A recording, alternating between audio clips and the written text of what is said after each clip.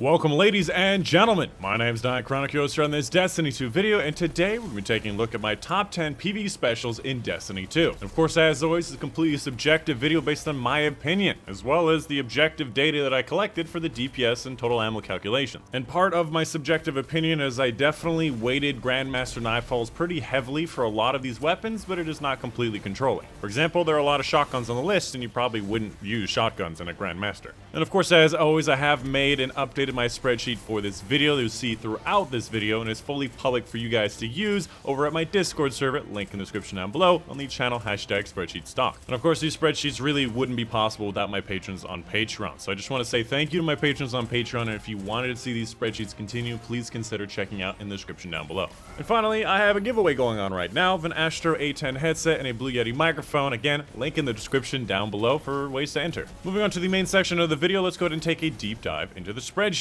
And as you can see on screen right now, this is my spreadsheet. If you've never seen them before, it's got dark theme, got pictures, got color coding, it's got recommendations for legendary perks, it's got all the catalyst information for everything that does have a catalyst, as well as on the right side, obviously the DPS calculations, where everybody loves to see this, and it is currently organized by DPS, but a lot of these other things are very important. And of course, as you can tell, I don't really do my videos like a lot of other people do. I'm not going to be hanging the top 10 on a carrot on a stick. Instead, we're going to be talking about the different types of weapons, how they fit in the current meta, and why certain weapons were chosen over others in a certain archetype. Because if you understand why I've chosen a certain weapon, you'll better understand how to use it. For example, the Izanagi's Burden. You probably wouldn't use it in most scenarios, but in Grandmasters, it is excellent. We'll talk more about that later. You know, something I'm realizing just now is that every single class of special weapon is represented at some point in the top 10, including fusion rifles, sniper rifles, grenade launchers. I guess not the arbalist, I guess that's the only type. Even the one-hand cannon is also represented. That means that we're currently in a meta right now where there's a lot of options in everything. Admittedly, most of them exotic, but that's really good. And well, you know, many people might not even consider Jotun to be a fusion rifle, but you know, it counts. First up, let's talk about grenade launchers. Now, grenade launchers are back and forth, hit or miss for a lot of different people. First of all, they are well known for not really having that much DPS, however, they can go in and out of cover as you're reloading, making them a very safe weapon to use. And with that, they also have a pretty respectful, nearly 400,000 full ammo damage, outside of the wave frames, which I really just don't like wave frames. And with that, obviously, grenade launchers are AoE explosive weapons, meaning they have that concussive blast that can hit many enemies at the same time, and they have conceivably infinite range, being able to be used from close, mid, and long range. However, I would say one recommendation to Bungie, without changing their damage whatsoever, would be make all of the lightweight frame grenade launcher shots explode on impact with the surface, or at least give us the option to. It'll make doing damage a lot more consistent and allow you to be a lot more accurate without having to worry about the bounce and going weird directions. And finally, when it comes to the best grenade launcher in the game, hands down at number 2 in my top 10, we have the Witherhoard. Now, obviously, the Witherhoard down here is pretty averaging. Up here, however, if you get the floor plus direct damage, you get a pretty respectful DPS of nearly 13,000. However, obviously, the biggest advantage with the Horde is going to be that full ammo damage of 1.3 million, and as you can see, there is literally nothing close to that kind of damage. If used in a combination with a high damage heavy weapon like a sword, you can get some of the best damage output in the game. But generally, with a Horde is known as a very safe total ammo damage, which is very highly needed in Grandmasters in the highest level play. A lot more so sometimes than even DPS. On top of the fact that if you get the catalyst with this thing, which is auto-loading, you are sitting pretty and the gun is way more fun and way more consistent. The only thing that Witherhoard lacks, honestly, is going to be something with champion rounds. If we ever get grenade launcher, champion, anything in a season, it's going to be really strong. Up next, we have the trace rifles. Now, the trace rifles are generally considered very similar to basically a special ammo auto rifle, operating in a very similar medium to long range zone, very easy to use, and they have a little bit more damage while using special ammo. Now, with that, they also are known for having a pretty decent full ammo damage, nearly 450,000, 450,000, and of course the Cold Heart being nearly 600,000 at second place for the most total ammo damage, while also operating a pretty decent 14,000 DPS, which is a very respectful DPS. And again, at mid to long range, which is very nice. The biggest downside is the fact that you have to have sustain. You have to look at a target the entire time without releasing the trigger and without going out of cover, or into cover, which means that you're not very survivable and they definitely lose out on a lot. Now, obviously the other ones have a lot of little special things to it. Ruinous Effigy has that really high damage ball ball that you can create, but going in for that ball is not very safe in the higher level activities. Wave Splitter is random, and Prometheus Lens never really worked very well. Overall, not really good weapons. The only exception is going to be Divinity. The ability to weaken a target and put a guaranteed crit on a target from any range is an incredible support. On top of it, having overload rounds built in, making it very useful for Grandmaster Nightfalls. Up next, let's talk about fusion rifles. In my opinion, one of the more underrated weapons in the game, weapons that I've even used in Grandmaster Nightfalls, that I like to consider as basically a safer version of a shotgun. Admittedly, in a lot of cases, a little bit less on the DPS front, but still maintaining a really nice full ammo damage and being able to use it at maybe 2 meters farther from the target, meaning you'll never get hit by a slam melee and you'll have a lot less accuracy for your enemies. On top of, again, being able to go in and out of cover as you charge up the weapon, maintaining the DPS and improving your survivability. I also wanted to mention a few special notes about certain fusion rifles. First of all, Merciless finally got fixed, so it will actually start to fire faster as you shoot at a target that doesn't die,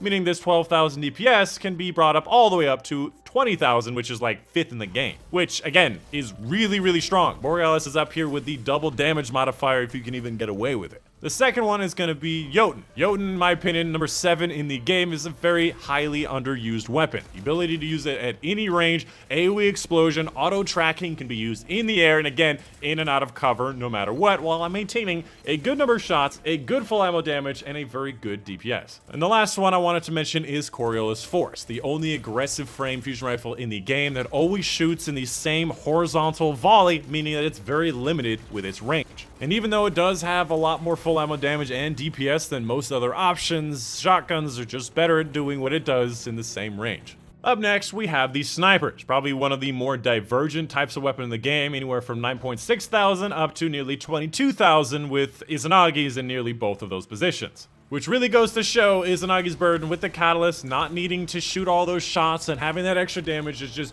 way stronger than any of the regular snipers. Which is why I think that Bungie should reverse the reversal of the sniper buff they had in Shadowkeep, where they buffed snipers around 20-30% and also modified some of their crit modifiers, making them a lot more usable. However, Izanagi ruined it for everybody else because it had higher DPS than the best heavy weapon in the game, which at the time was Whisper of the Worm with the Catalyst that never needed to reload, which is obviously a huge problem. And so they nerfed a lot of that back to the ground. Even then, I still think that Izanagi's an incredible weapon as a cannon weapon, a very insanely high burst weapon with huge potential to go in and out of cover, and Cloud Strike being kind of the opposite version of that, where you just need to like spam the absolute ever-loving hell out of like a Divinity bubble to get that 100% crit. When it comes to the legendary versions, my personal favorite is going to be the 72 RPMs, mostly for their full ammo damage. Now obviously we do have things like a Firing Line, Distant Tumulus, where you could get better DPS, but its full ammo damage is so small, and you would never use this in like a higher level Nightfall. However, with this season's artifact having sniper barrier rounds, it allows you to have another special ammo champion round. A lot of the reason why we use Ariana's Vow and Divinity is because they have champion rounds in a special ammo weapon, meaning they're doing a lot more damage output, allowing you to destroy barrier champions and overload champions a lot faster. And so because of that, a lot more people are using snipers in Grandmaster Nightfalls, and the 72 RPMs, in my opinion, are going to be your best bet. Coming up next for the last major category, we have the shotguns. Probably the most used weapon type in the entire game for their ease of use, their availability, exotic and legendary options across the board, and of course their incredibly high DPS, while obviously being a little bit unsafe for the highest level play. On top of swords just doing way more DPS anyways, that getting this close in, you know, Grandmasters and Masters may not even be worth it. But outside of Grandmasters and even some Masters, shotguns are incredibly satisfying and useful. They have such high stopping power, allowing them to really just kill targets before they even have a chance to damage you.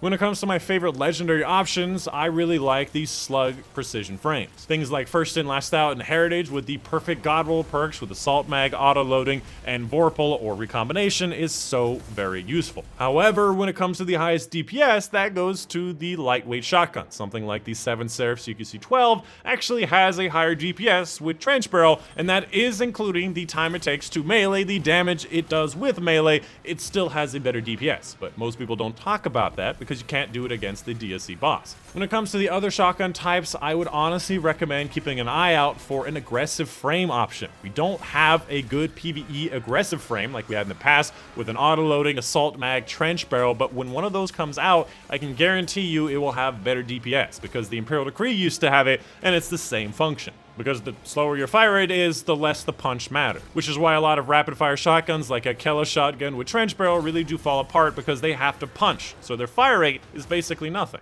When it comes to the different exotica options, first of all, the Fourth Horseman and Lord of Wolves are very high DPS, however, they do lack a lot on accuracy. So if you can get their accuracy higher, they may be useful, but again, we'll have to compete with the DPS of swords. Because they're so accurate and oftentimes they shoot too fast, you may end up having the enemy's health bar just jump back up, which is a weird bug they really need to fix. My personal favorite exotic is going to be the Duality. In my opinion, one of the best overall shotguns in the game, not only having the versatile buckshot, having the slug shot, being able to reload all the shots in a clip style rather than one slug at a time really solves the issue that auto-loading usually solves. On top of the fact that I got a bunch of buffs this season. Not only does it shoot at a farther range, being more competitive with Chaperone and PvP, it also makes it so the maximum on Black Wings is ×5 while still maintaining the same damage that a ×7 used to do. So a lot more shots with the maximum damage ×5, while again, having more damage. And finally, the #1 best PvE special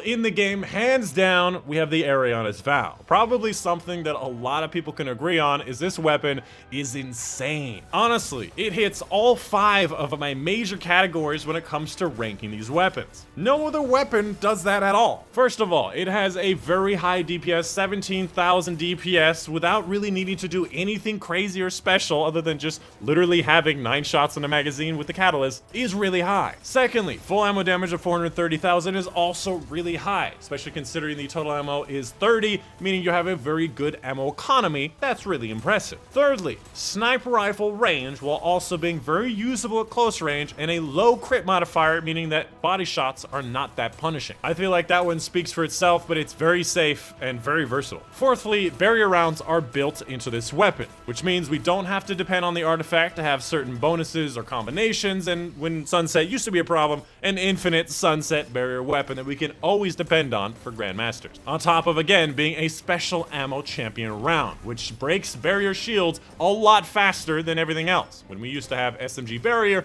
that often took 2 clips of SMG just to break it. The Ariana's Vow does it in 2 shots. And finally, at number 5, the special perks. Auto-loading plus a 50% larger magazine with the catalyst is insanely good, especially with a champion round weapon. The ability to break a barrier champion shield, fire it at a few more shots, switch to your heavy weapon for a while, and right when they get their barrier back, be able to switch back to the Ariana's Vow and know you have ammo on it because it auto-loaded. And if you do not have very many special or heavy weapons with auto-loading, you really owe it to yourself to go and use it. It is so useful, so convenient, and is really, really important. It may not seem like it is, but it is so important. And that is going to be pretty much the end of the video. I do hope you guys did enjoy or you learned something. Of course, please let me know if you think I made a mistake in the comments down below, or if there's something I should add for next time so I can make the best spreadsheet ever. And of course, I want to give a big shout out to my patrons on Patreon. Again, they really are the reason why I'm able to make these spreadsheets, because they take 10 to 20 hours every single week, and I probably would have had to have gotten a part-time job if it wasn't for their help.